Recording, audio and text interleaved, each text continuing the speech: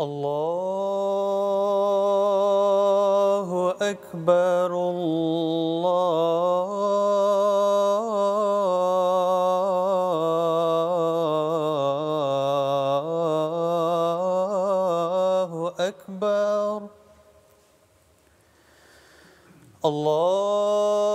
الله أكبر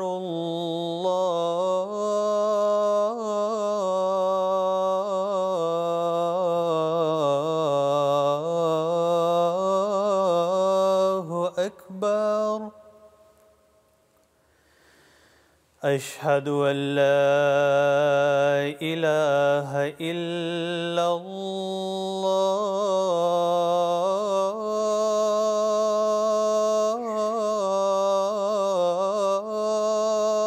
الله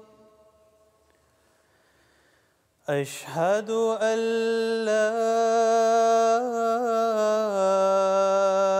إله إلا الله أشهد أن محمدًا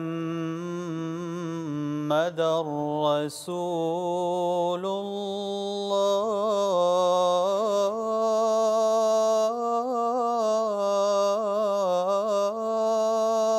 الله أشهد أن محمدًا رسول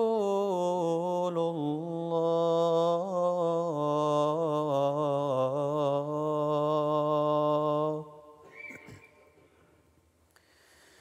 حي على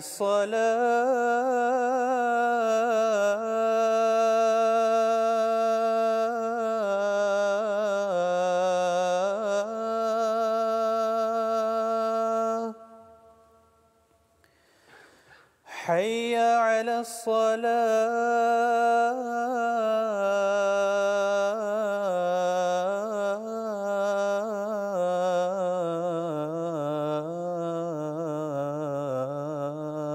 الصلاة حي على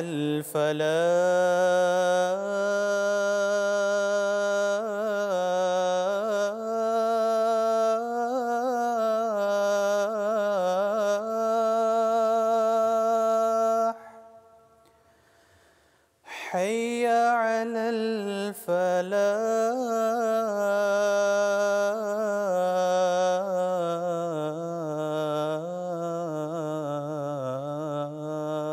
الفلاح الله أكبر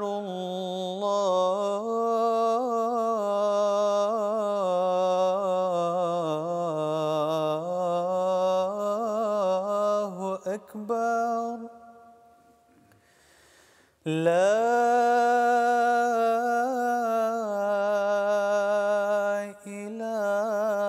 إله إلا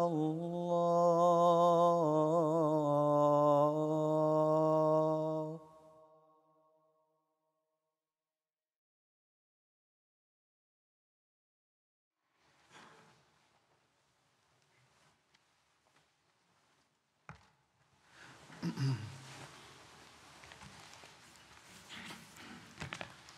السلام عليكم ورحمة الله.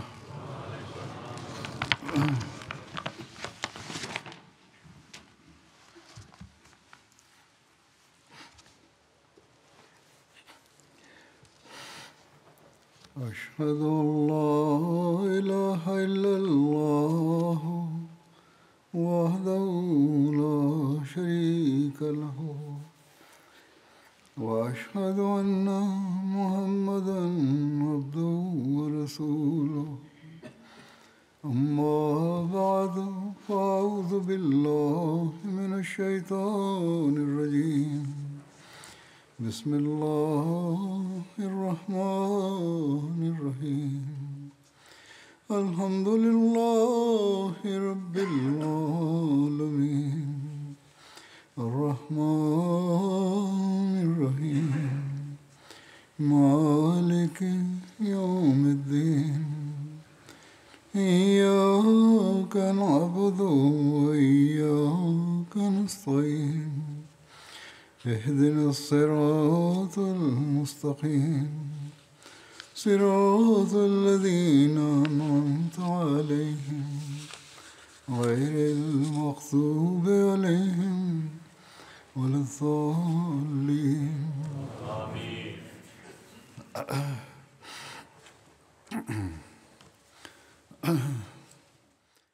Masih membahas berkenaan dengan Perang Khaybar. Sekarang saya akan membahas penaklukan benteng kedua di Khaybar. Benteng kedua ini disebut benteng Sa'ad bin Mu'az. Di benteng ini terdapat banyak makanan, hewan, dan perlengkapan dibandingkan semua benteng Khaybar lainnya. Dan di dalamnya tinggal 500 prajurit. Diriwayatkan dari Hazrat Ka'ab bin Amr bahwa mereka mengepung benteng Sa'ad bin Mu'az selama 3 hari. Ini adalah benteng yang kuat. Diriwayatkan dari Hazrat Mu'attib Aslami bahwa Banu Aslam menghadapi kelaparan yang parah di Khaybar. Banu Aslam sepakat untuk mengirim Hazrat Asma bin Haritsah ke hadapan Rasulullah Sallallahu Alaihi Wasallam. Banu Aslam berkata kepada Hazrat Asma bin Haritsah, "Sampaikanlah salam kami kepada Rasulullah Sallallahu Alaihi Wasallam dan katakanlah bahwa kami telah dilanda kelaparan dan kelemahan. Keadaan kami sangat buruk." Hazrat Asma menyampaikan salam Banu Aslam kepada beliau. Ia menyampaikan, "Kami sangat menderita karena kelaparan dan kelemahan. Maka wahai Rasulullah Sallallahu Alaihi Wasallam, berdoalah kepada Allah untuk kami." Beliau berdoa dan bersabda, "Demi Zat yang jiwaku berada di tangannya, aku tidak memiliki apapun untuk menguatkan kalian. Aku tidak memiliki makanan apapun. Aku memahami keadaan mereka yang lemas karena kelaparan saat ini." Kemudian beliau berdoa, "Ya Allah, taklukkanlah untuk mereka benteng yang penuh dengan makanan dan lemak." Lalu beliau menyerahkan bendera kepada Uhbab bin Munzir untuk berperang. Dalam rincian disebutkan, seorang laki-laki Yahudi keluar untuk bertarung 1 lawan 1. Ia bernama Yusha. Ketika ia menantang untuk bertarung, segera Hazrat Uhbab bin Munzir maju untuk menghadapinya. Mereka terus bertarung hingga akhirnya Hazrat Hubab berhasil membunuhnya. Kemudian seorang Yahudi bernama Ziyal menantang untuk bertarung 1 lawan 1.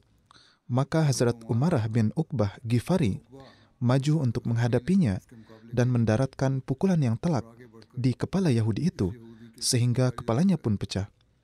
Hazrat Umarah bin Uqbah Ghifari berkata, "Lihatlah, aku adalah pemuda Ghifari." Maka para sahabat berkata, "Jihadnya telah batal." Maksudnya, mereka mengatakan bahwa saat itu ia meneriakkan slogan sukunya dan membanggakan diri dengan mengatakan, "Aku adalah Ghifari." Para sahabat berkata, "Ini bukan hal yang baik. Engkau telah menyombongkan diri." Ketika hal ini disampaikan kepada Rasulullah Sallallahu Alaihi Wasallam, beliau bersabda, "Tidak apa-apa, ia akan mendapatkan pahala dan juga pujian." Jika hal seperti itu dilakukan pada kesempatan seperti ini, maka tidak masalah. Hazrat Muhammad bin Maslamah menuturkan, "Saya melihat Rasulullah Shallallahu Alaihi Wasallam sedang memanah, dan tidak ada satupun anak panah beliau yang meleset. Beliau melihat ke arah saya dan tersenyum."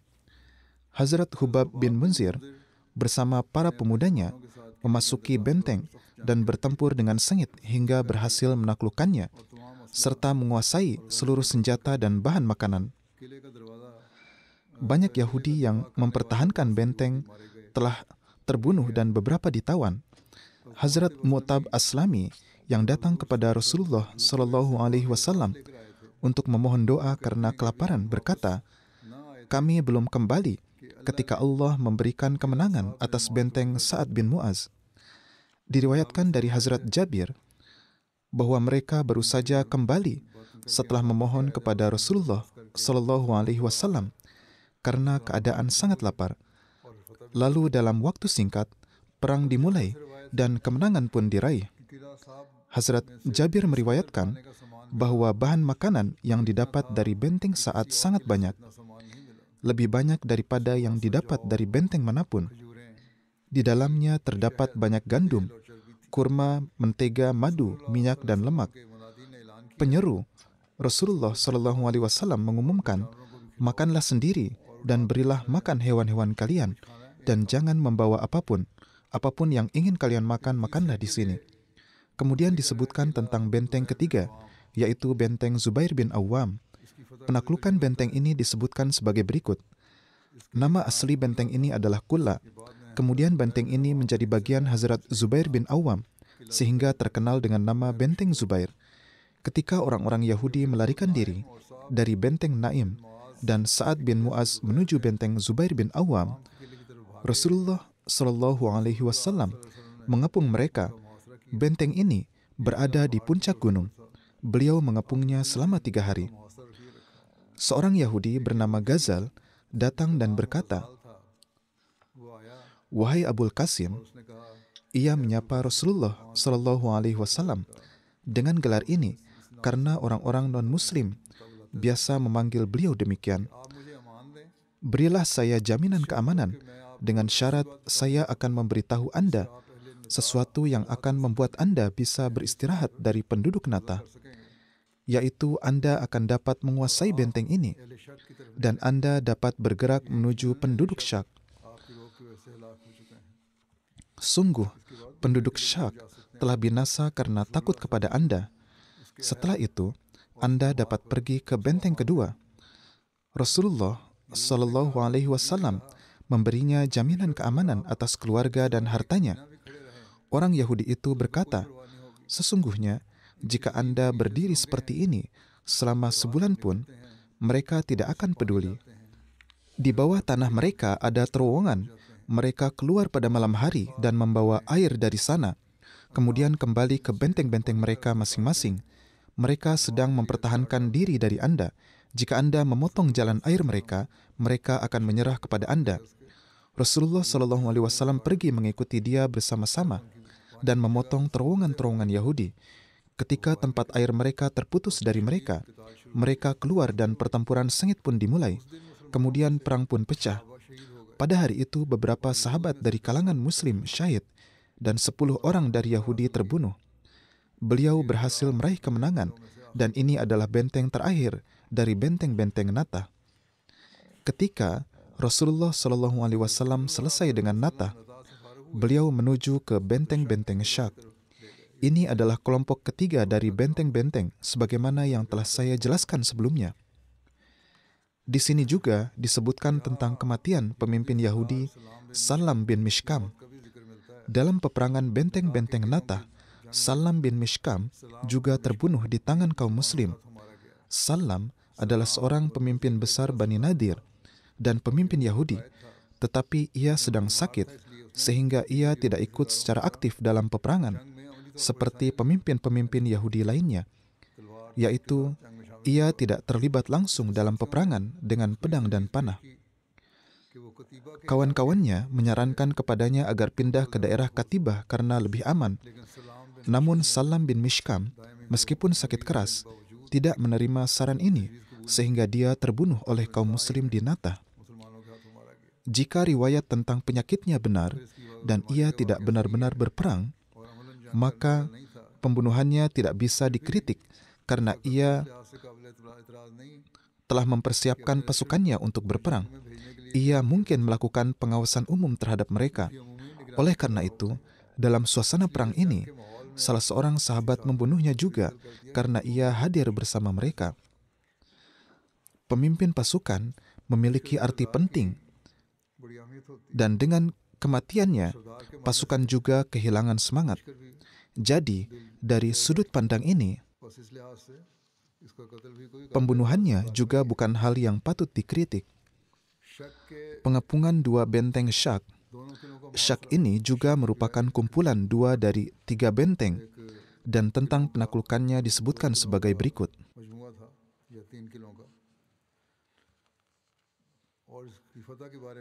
Benteng pertama Shak sebenarnya terdiri dari 2 benteng. Benteng pertama Shak yang diserang oleh Rasulullah SAW adalah benteng Ubay. Rasulullah SAW berdiri di atas sebuah bukit bernama Samwan. Dari sana, beliau berperang melawan penghuni benteng. Pada awalnya, seorang Yahudi menantang untuk duel. Hubab bin Munzir maju menghadapinya. Keduanya saling menyerang. Dengan sekali serangan, Hubab menebas lengan kanan Yahudi itu hingga terputus dan pedangnya terjatuh. Yahudi itu mundur kalah, kembali ke bentengnya. Hazrat Hubab mengejarnya dan memotong otot punggungnya. Ketika Yahudi itu terjatuh, Hazrat Hubab kemudian membunuhnya. Kemudian muncul orang lain yang berseru menantang untuk bertarung. Seorang Muslim dari keluarga Jahash keluar menghadapinya, namun syahid dalam pertarungan. Yahudi itu berdiri di tempatnya dan kembali menantang untuk bertarung. Kali ini Hazrat Abu Dujana yang maju menghadapinya. Hazrat Abu Dujana telah mengikat kain merah di atas helm perangnya. Orang Yahudi itu berjalan dengan sangat sombong. Hazrat Abu Dujana dengan cepat maju ke depan, menyerangnya dengan pedang, memotong kakinya dan menghabisinya. Hazrat Abu Dujana mengambil perlengkapan perangnya, yaitu baju besi dan pedang, lalu menghadap Rasulullah SAW. Beliau SAW memberikan barang-barang itu kepada Hazrat Abu Dujana, dan orang-orang Yahudi menjadi tidak mampu bertarung lagi. Setelah itu tidak ada lagi yang keluar. Kemudian kaum Muslim melancarkan serangan penuh dengan menyerukan takbir dan memasuki benteng. Di antara kaum Muslim, Hazrat Abu Dujana berada paling depan. Kaum Muslim menemukan peralatan, kambing-kambing dan makanan di benteng itu. Semua orang Yahudi melarikan diri. Mereka melompati tembok-tembok seolah-olah mereka adalah rusa. Mereka semua berlari ke arah benteng Shak yang kedua. Mereka berlari dengan sangat cepat. Rasulullah SAW bersama para sahabat keluar mengejar mereka, dan terjadilah pertempuran dengan orang-orang Yahudi. Kaum Yahudi melakukan tembakan anak panah dan serangan batu yang terus-menerus terhadap kaum Muslim. Sebagai balasan, kaum Muslim juga menembakkan panah dengan cara yang sama. Namun panah-panah Yahudi menyebabkan kerusakan besar pada kaum Muslim karena orang-orang Yahudi menembak dari menara-menara benteng, menyerang dari atas, sementara kaum Muslim berkemah di bawah benteng. Rasulullah SAW juga memanah bersama kaum Muslim terhadap orang-orang Yahudi. Tampaknya, target khusus orang-orang Yahudi adalah tempat di mana Rasulullah SAW berkemah, karena banyak sekali panah yang jatuh di sana. Rasulullah SAW berada bersama para sahabat ketika sebuah anak panah mengenai pakaian beliau. Dalam satu riwayat disebutkan bahwa beliau SAW terluka karena terkena panah dan pakaian beliau robek karena terkena panah tersebut. Rasulullah SAW mengeluarkan panah tersebut. Kemudian beliau mengambil segenggam kerikil dan melemparkannya ke arah benteng, yang menyebabkan benteng tersebut berguncang hingga kaum Muslim berhasil menangkap orang-orang Yahudi dan menguasainya. Kaum Muslim mengepung ketiga benteng Katibah ini. Mengenai hal ini, tertera bahwa ketika Rasulullah SAW menaklukkan benteng-benteng Nata dan Shik, orang-orang Yahudi pindah ke 3 benteng Katibah, yaitu Watih, Salalim, dan Kamus. Di antara benteng-benteng Katibah, benteng terbesar dan paling aman adalah Kamus. Orang-orang Yahudi berlindung di ketiga benteng ini. dan mereka bahkan tidak melihat keluar dari benteng-benteng mereka. Juga tidak ada seorang pun yang keluar untuk menantang bertarung. Rasulullah SAW mengepung benteng-benteng ini selama 14 hari, sampai beliau SAW memutuskan untuk memasang manjanik, yaitu alat pelontar batu untuk menyerang mereka. Ketika orang-orang Yahudi yakin akan binasa, yaitu ketika batu-batu dilontarkan dengan manjanik, mereka meminta perdamaian kepada Rasulullah SAW. Kinanah bin Abi Huqaiq mengirim seorang utusan Yahudi bernama Syamah kepada Rasulullah SAW dengan pesan bahwa ia ingin berbicara dengan beliau. Rasulullah SAW memberinya izin. Kinanah bin Abi Huqaiq turun dari benteng dan membuat perjanjian damai dengan Rasulullah SAW. Beliau mengirim para sahabat dan mereka menguasai harta benda orang-orang Yahudi.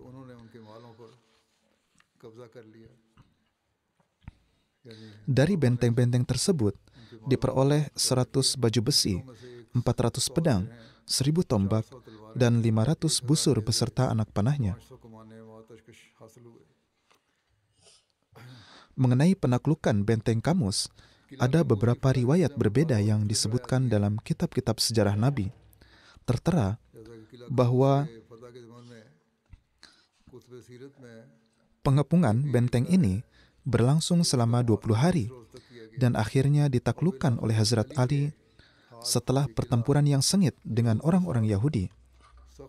Selain itu, beberapa penulis lain telah mencatat kejadian yang sama untuk penaklukan benteng ini, seperti yang disebutkan oleh penulis lain tentang penaklukan benteng Naim. Bagaimanapun, benteng ini akhirnya ditaklukkan dan perjanjian baru dibuat dengan orang-orang Yahudi. Syarat-syarat perjanjian itu adalah: pertama, orang-orang Yahudi diharuskan untuk mengosongkan semua benteng dan meninggalkan semua perlengkapan perang dan senjata mereka di sana, agar pasukan Islam dapat menguasainya dan menjadi bagian harta milik umat Islam. Artinya, mereka harus menyerahkan senjata mereka kepada umat Islam. Inilah yang saat ini disebut dengan istilah menyerahkan diri. Yang kedua adalah Rasulullah SAW sesuai dengan hasil perundingan berjanji untuk melindungi nyawa orang-orang Yahudi dan memberi pengampunan dari menjadikan wanita dan anak-anak mereka sebagai hamba sahaya. Ini berarti bahwa Rasulullah SAW akan melindungi orang-orang Yahudi. Mereka tidak akan dihukum mati dan istri serta anak-anak mereka akan dilindungi. Ketiga adalah bahwa orang-orang Yahudi diharuskan untuk meninggalkan Khaybar dan pergi ke arah Syam. Keempat adalah bahwa syarat pengusiran dari Khaybar, kaum muslim akan mengizinkan mereka membawa harta sebanyak yang dapat diangkut oleh kendaraan mereka. Kelima adalah bahwa orang-orang Yahudi berjanji akan memberitahu kaum muslim tentang semua harta dari harta karun tersembunyi dan menyerahkannya kepada pihak yang menduduki. Keenam adalah bahwa orang-orang Yahudi setuju bahwa jika mereka melanggar syarat-syarat perjanjian ini atau menyembunyikan sesuatu yang seharusnya diungkapkan, maka kaum muslim tidak akan bertanggung jawab atas hal itu dan kaum muslim akan bebas dari semua syarat perjanjian ini dan harta serta keturunan orang-orang Yahudi akan menjadi halal bagi kaum muslim. Setelah penaklukan Khaybar, ada juga disebutkan tentang menetapnya orang-orang Yahudi di Khaybar dan pemberian kebun-kebun Khaybar kepada mereka dengan perjanjian setengah dari hasil panennya. Tertera bahwa sesuai perjanjian, orang-orang Yahudi seharusnya keluar ke arah Syam, tetapi mereka memohon kepada Rasulullah SAW agar diizinkan tinggal di Khaybar sehingga mereka dapat melanjutkan pertanian dan bercocok tanam di sana, karena mereka sangat mengerti tentang hal itu.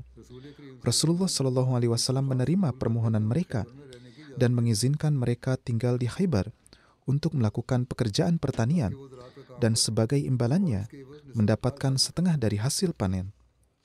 beliau memperlakukan mereka dengan sangat lemah lembut. बड़े नरमी का सलूक किया। Dalam riwayat Sahih Bukhari, सही Bukhari hal ini tertera. यूं मिलता है, Hazrat Abdullah meriwayatkan बयान किया Rasulullah Shallallahu Alaihi Wasallam memberikan Khaybar kepada orang-orang Yahudi agar mereka bekerja dan bercocok tanam di sana, dan mereka mendapatkan setengah dari hasil yang diproduksi di sana.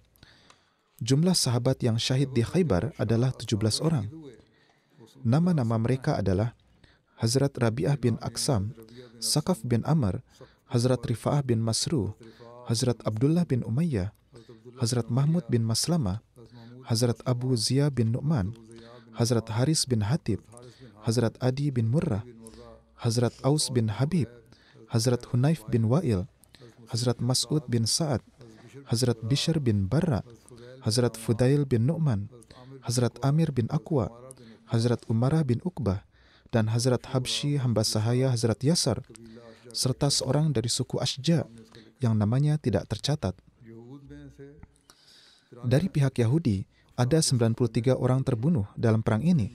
Di antaranya beberapa pemimpin yang nama-namanya adalah Haris, Abu Zainab, Marhab, Asir, Yasir, Amir, Kinanah, Abu Hukaik.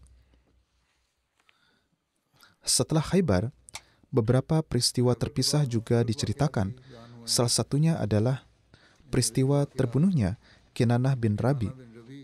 Dalam kitab-kitab sejarah dan sirah, disebutkan bahwa setelah Khaybar ditaklukkan dan perjanjian dibuat dengan orang-orang Yahudi, orang-orang membawa Kinanah dan saudaranya, yakni Rabi, kepada Rasulullah Shallallahu Alaihi Wasallam. Kinanah adalah pemimpin seluruh Khaybar dan suami Hazrat Safiyah, sedangkan Rabi adalah sepupunya. Kinanah memiliki harta karun milik pemimpin suku Yahudi, Banu Nazir, Huyai bin Akhtab, yang berisi perhiasan emas dan perak, yang biasa disewakan kepada orang-orang Arab untuk acara pernikahan mereka. Rasulullah Shallallahu Alaihi Wasallam bertanya kepada keduanya, "Di mana harta kalian?" Mereka menjawab, "Setelah meninggalkan Madinah, harta itu perlahan-lahan habis terpakai." Dalam satu riwayat disebutkan bahwa mereka berkata, "Wahai Abul Qasim," seraya menyapa Rasulullah Shallallahu Alaihi Wasallam, "kami telah menghabiskannya untuk perang kami, dan sekarang tidak ada lagi yang tersisa darinya. Kami telah mengumpulkan harta itu untuk hari ini." Rasulullah Shallallahu Alaihi Wasallam bersabda kepada mereka, "Waktu kalian meninggalkan Madinah tidak terlalu lama, sehingga tidaklah mungkin semua harta itu habis terpakai." Keduanya bersumpah bahwa mereka tidak memiliki harta apapun. Mendengar itu, beliau Shallallahu Alaihi Wasallam bersabda, "Jika harta itu ditemukan dari kalian, maka tidak ada lagi jaminan dari Allah dan Rasul-Nya untuk kalian." Mereka menjawab, "Baiklah." Rasulullah Shallallahu Alaihi Wasallam menjadikan Hazrat Abu Bakar, Hazrat Umar, Hazrat Ali, dan Hazrat Zubair sebagai saksi atas hal ini. Saat itu, seorang Yahudi berdiri dan mendatangi Kinanah seraya berkata, "Jika kamu memiliki apa yang Muhammad Shallallahu Alaihi Wasallam minta, berikanlah kepadanya. Jika kamu tahu, beritahukanlah di mana letaknya. Maka nyawamu akan selamat. Jika tidak, demi Allah, mereka pasti akan mengalahkanmu." Ibnu Hukaik memarahinya, dan orang Yahudi itu duduk terpisah. Ini tertera dalam sebuah kitab sejarah. Hazrat Ibnu Abbas meriwayatkan bahwa Rasulullah Shallallahu Alaihi Wasallam bersabda kepada keduanya, "Jika kalian menyembunyikan sesuatu dariku, dan kemudian aku mengetahuinya, maka aku akan menganggap halal darah kalian dan anak-anak kalian karenanya." Mereka menjawab, "Baiklah." Dalam sebuah kitab sejarah, terdapat riwayat singkat tentang diketahuinya harta ini sebagai berikut. Hazrat Ibnu Abbas meriwayatkan bahwa Rasulullah Shallallahu Alaihi Wasallam memanggil seorang laki-laki dari kalangan Ansar dan bersabda, "Pergilah ke padang ini dan itu, lalu datanglah ke pohon-pohon kurmanya, kemudian lihatlah pohon kurma yang tinggi di sebelah kanan atau kiri. Apapun yang ada di sana bawalah kepadaku." Maksudnya apa yang ada di bawahnya. Ketika harta karun itu dinilai, nilainya mencapai 10.000 dinar. Karena melanggar janji, keduanya dihukum mati dan keluarga mereka ditahan. Ini adalah satu riwayat. Ada riwayat lain yang menyebutkan namun sejauh mana kebenarannya akan diteliti kemudian. Riwayat lain menyatakan bahwa Ibnu Ishaq meriwayatkan Kinanah dibawa ke hadapan Rasulullah SAW dan ia memiliki harta karun Bani Nadir. Ketika ditanya tentang harta itu, ia menyangkal. Kemudian seorang Yahudi dibawa ke hadapan Rasulullah SAW, namanya Salabah. Di beberapa tempat disebutkan bahwa Sayyah bin Salam bin Abu Hukaik dipanggil dan ditanya. Ia berkata kepada Rasulullah SAW bahwa ia melihat Kinanah berkeliling di sekitar reruntuhan itu setiap pagi. Rasulullah SAW melihat Salabah bersama Hazrat Zubair bin Awam dan beberapa muslim lainnya di tempat yang ditunjukkan Salabah. Mereka menggali di sana dan menemukan harta. Menurut satu riwayat, sebagian harta ditemukan tapi sisanya tidak, dan Kinanah juga menolak memberitahu. Maka Rasulullah SAW memerintahkan Hazrat Zubair untuk menghukum Kinanah. Hazrat Zubair membawa batu api dan memukulkannya ke dada Kinanah, sehingga mengeluarkan percikan api. Ketika Kinanah hampir mati, barulah dia memberitahu sisa harta itu. Rasulullah SAW lalu menyerahkan Kinanah kepada Muhammad bin Maslamah untuk dihukum mati. Hazrat Muhammad bin Maslamah pun membunuh Kinanah sebagai balasan atas kesyahidan saudaranya, yaitu Hazrat Mahmud bin Maslamah, yang meninggal tertimpa batu penggilingan. Bagaimanapun, meski pembunuhan itu dilakukan, cara peristiwa ini disebutkan tampak sangat bertentangan dengan teladan mulia Rasulullah SAW. Menurut beberapa riwayat, kedua saudara itu dibunuh atas perintah Rasulullah SAW. Menurut satu riwayat, Kinanah dibunuh oleh Hazrat Muhammad bin Maslamah, sedangkan saudaranya yang lain yaitu Bishr bin Bara diserahkan kepada keluarga Bishr bin Bara dan juga dibunuh sebagai balasan atas kematian Bishr bin Bara. Rasulullah SAW menghalalkan harta mereka dan menjadikan anak-anak mereka sebagai tawanan. Riwayat-riwayat ini terdapat dalam kitab-kitab sejarah dan sirat yang terpercaya, seperti Tarikh Tabari, Tarikh Khamis, Tabakat Ibnu Sa'ad, Kitab Al-Maghazi karya Waqidi, Sirah Ibnu Hisham, Sirah Ibnu Ishaq, Sirah Halabiyah dan Zarqani. Penyebutan terbunuhnya Kinanah karena alasan ini juga tertera dalam kitab hadis Sunan Abu Daud. Namun ditemukan juga berbagai alasan dan riwayat lain terkait terbunuhnya Kinanah yang menunjukkan bahwa penyebab terbunuhnya bukan karena tidak menunjukkan tempat harta karun. Selain itu, peristiwa Khaybar ini juga telah disebutkan oleh para orientalis dalam buku-buku mereka. Dan kemudian para pengkritik, sesuai dengan kebiasaan mereka, melancarkan kritikan terhadap Islam dan pribadi suci Rasulullah SAW. Dengan kata lain, mereka ingin menunjukkan bahwa nauzubillah, Rasulullah SAW memiliki keserakahan akan harta dan kekayaan, atau ingin menggambarkan berbagai bentuk kezaliman dan kekerasan yang dilakukan oleh beliau. Para pengkritik sama sekali tidak menggunakan akal sehat dan asas keadilan. Padahal kehidupan Rasulullah SAW ibarat buku yang terbuka di hadapan semua orang. Beliau yang sebelum memulai peperangan selalu memerintahkan, berhati-hatilah, jangan membunuh anak-anak, jangan membunuh wanita, bahkan melarang menebang pohon tanpa alasan. Beliau yang tidak suka melihat hewan berada dalam kesulitan, bagaimana mungkin bisa melakukan kezaliman dan kekerasan terhadap manusia? Demikian pula, berperang untuk mendapatkan harta rampasan perang adalah tuduhan yang sama sekali tidak berdasar. Perang Khaybar adalah perang di mana Rasulullah SAW telah mengumumkan sebelum keberangkatan dari Madinah, siapapun yang ingin bergabung dengan harapan atau keinginan untuk mendapatkan harta ganimah perang, ia tidak boleh ikut bersama kami. Penjelasan tentang hal ini telah disampaikan di khutbah sebelumnya. Rasulullah SAW yang memiliki teladan dan uswah seperti ini, ketika ada riwayat semacam itu muncul mengenai beliau SAW, maka asas keadilan menuntut agar kita memeriksa riwayat-riwayat tersebut dengan seksama dan menyelidikinya dengan teliti. Tentu saja, upaya pertama yang harus dilakukan adalah memandang setiap hadis dan setiap riwayat dengan pandangan hormat sejauh mungkin, dan sejauh memungkinkan mencari penjelasan atau penafsiran yang tepat untuk kandungannya. Namun bagaimanapun juga, pribadi suci Rasulullah SAW dan kehormatan beliau SAW harus diutamakan di atas segalanya. Beliau SAW adalah perwujudan keadilan dan kebenaran. Beliau SAW adalah rahmat bagi seluruh alam.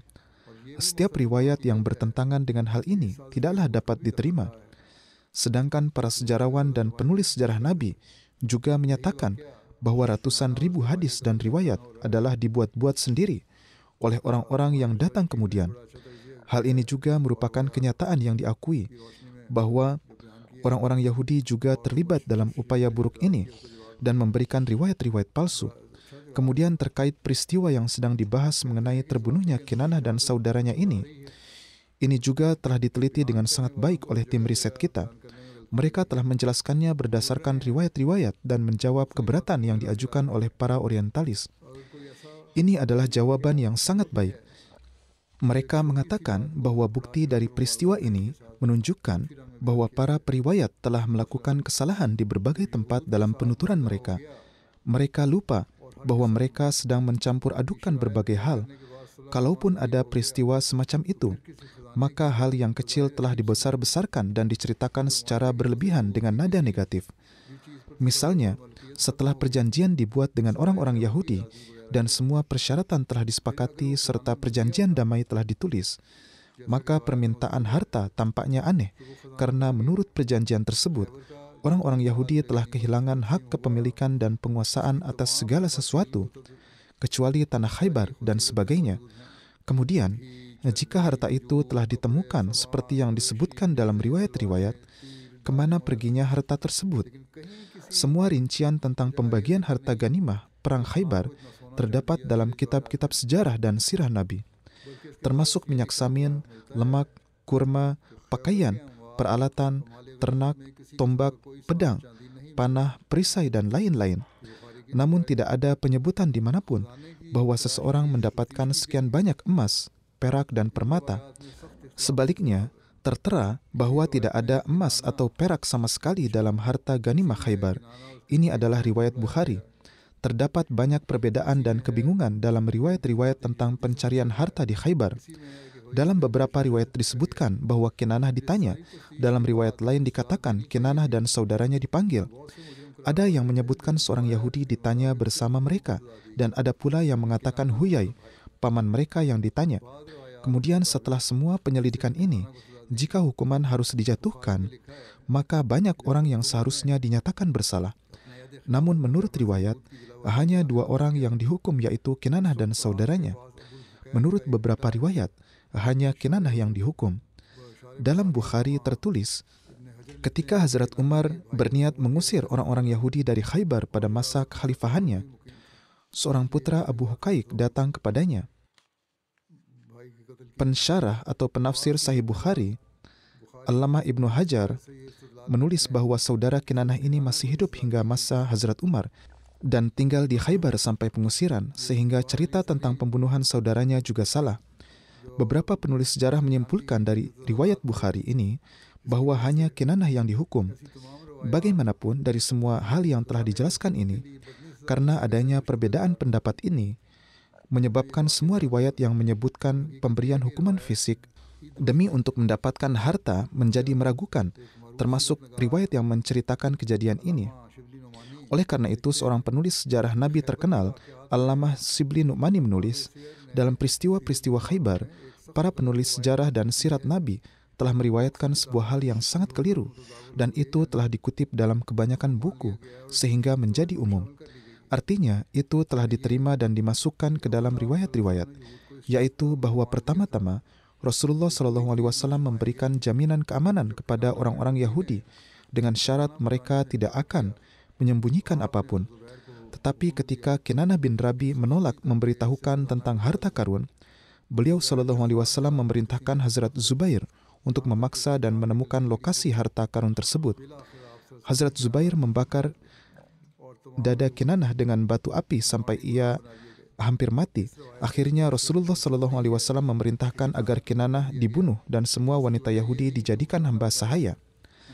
Bagian yang benar dari riwayat ini adalah bahwa Kinanah dibunuh, tetapi alasannya bukan karena ia menolak memberitahukan tentang harta karun. melainkan karena Kinanah telah membunuh Hazrat Mahmud bin Maslamah. Dalam Tabari dijelaskan bahwa kemudian Rasulullah SAW menyerahkan Kinanah kepada Hazrat Muhammad bin Maslamah yang membunuhnya sebagai kisas untuk saudaranya, yakni Hazrat Mahmud bin Maslamah. Adapun sisa riwayat ini, baik Tabari maupun Ibnu Hisham meriwayatkan dari Ibnu Ishaq, tetapi Ibnu Ishaq tidak menyebutkan nama perawi di atasnya.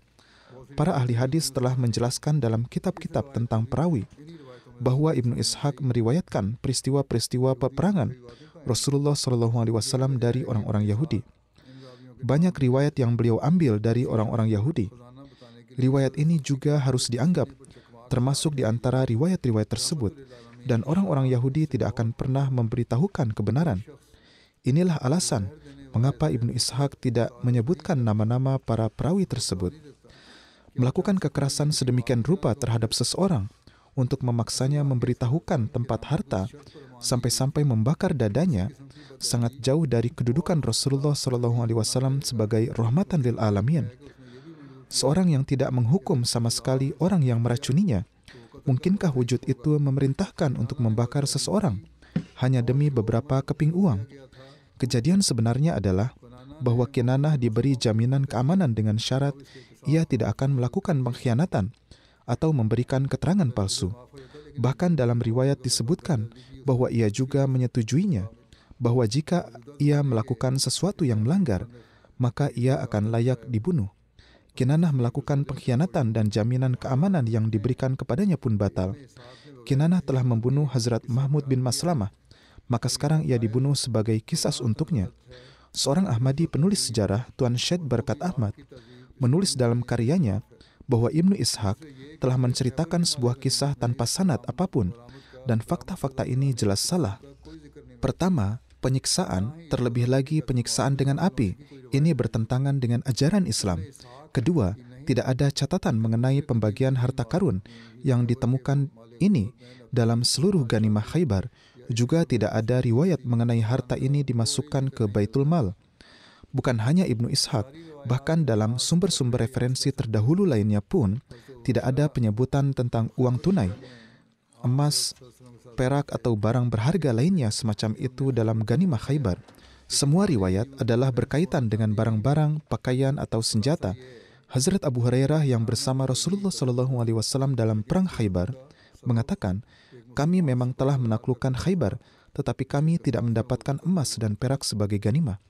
Kesimpulannya, Kinanah bin Rabi memang terbunuh, tetapi alasannya adalah karena ia sebelumnya telah membunuh seorang panglima muslim, sehingga ia sendiri dihukum mati sebagai kisas untuknya. Jadi inilah kenyataan sebenarnya. Pembahasan mengenai peristiwa-peristiwa ini masih terus berlanjut. Di sini, dalam peristiwa-peristiwa yang sama juga disebutkan tentang seorang wanita Yahudi yang berusaha meracuni Rasulullah SAW. Tetapi Allah Ta'ala melindungi beliau SAW. Karena ini adalah peristiwa yang panjang, insya Allah akan dijelaskan di kemudian hari. Saat ini saya ingin menyebutkan tentang seorang almarhum dan kemudian akan memimpin sholat jenazah gaib untuk beliau. Tuan Master Mansur Ahmad Kahlon bin Sharif Ahmad Kahlon yang saat ini berada di Australia. Beberapa hari lalu wafat. Inna lillahi wa inna ilaihi raji'un. Almarhum adalah cucu Chaudhry Sardar Khan Sahib dari Chuhur, seorang sahabat Hazrat Masih Maud alaihissalam. Beliau memperoleh pendidikan di Rabuah dan sejak kecil mendapat karunia berkhidmat pada agama. Beliau memulai pekerjaan di Bashirabad High School, Sindh. Selama sekitar 34 tahun, beliau terkait dengan bidang pendidikan. Di Bashirabad, beliau mendapat taufik berkhidmat. Beliau berkhidmat sebagai Qaid Khuddamul Ahmadiyah dan juga sebagai ketua jemaat. Beliau mendapat karunia berkhidmat untuk Jubilee Fund. Selama 18 tahun beliau bertugas sebagai sekretaris umum di Hyderabad. Kemudian selama 13 tahun berkhidmat sebagai Amir Distrik Hyderabad dan Amir lokal. Kebiasaan beliau adalah segera pergi ke masjid setelah selesai bekerja, mengerjakan semua tugas jemaat di sana dan pulang ke rumah setelah sholat maghrib atau terkadang lebih lama lagi.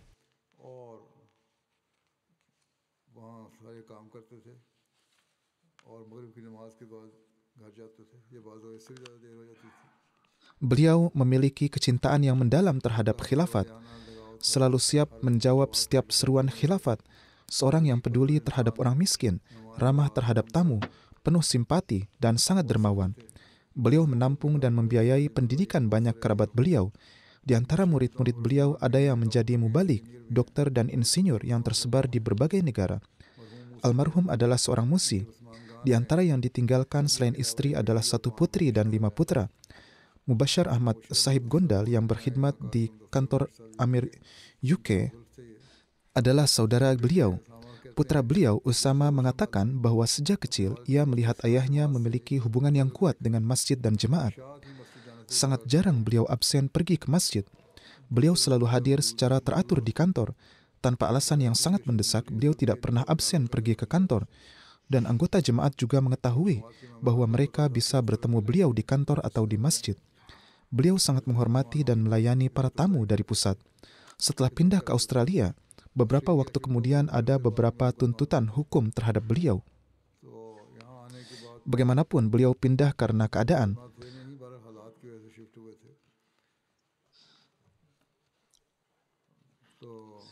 Namun, setelah tiba di sini, beliau tetap melanjutkan pengkhidmatan kepada jemaat dan terus ikut serta dalam setiap gerakan pengorbanan harta. Tidak hanya di Australia, tetapi juga di Pakistan. Di Australia, beliau juga dengan cepat memperluas lingkaran pertemanan beliau. Di jemaat lokal Australia, beliau mendapat taufik berkhidmat sebagai sekretaris Ta'limul Quran dan sekretaris tarbiyat. Beliau sangat rendah hati dan penuh semangat untuk berkhidmat. Semoga Allah Ta'ala menganugerahkan ampunan dan rahmat kepada beliau dan juga memberi taufik kepada anak keturunan beliau untuk melanjutkan kebaikan-kebaikan beliau.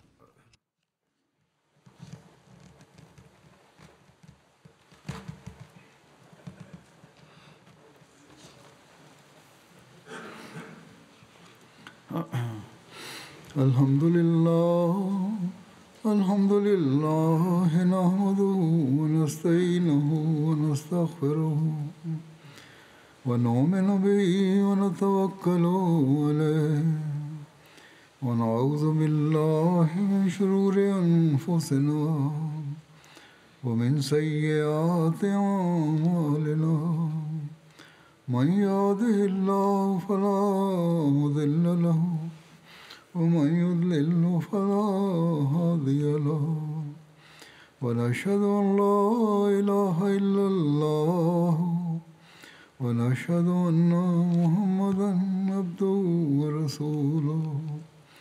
عباد الله رحمكم الله إن الله يأمر بالعدل والإحسان وإيتاء ذي القربى وينهى عن الفحشاء والمنكر والبغي يعظكم لعلكم تذكرون. اذكروا الله يذكركم وادعوه يستجب لكم ولذكر الله أكبر.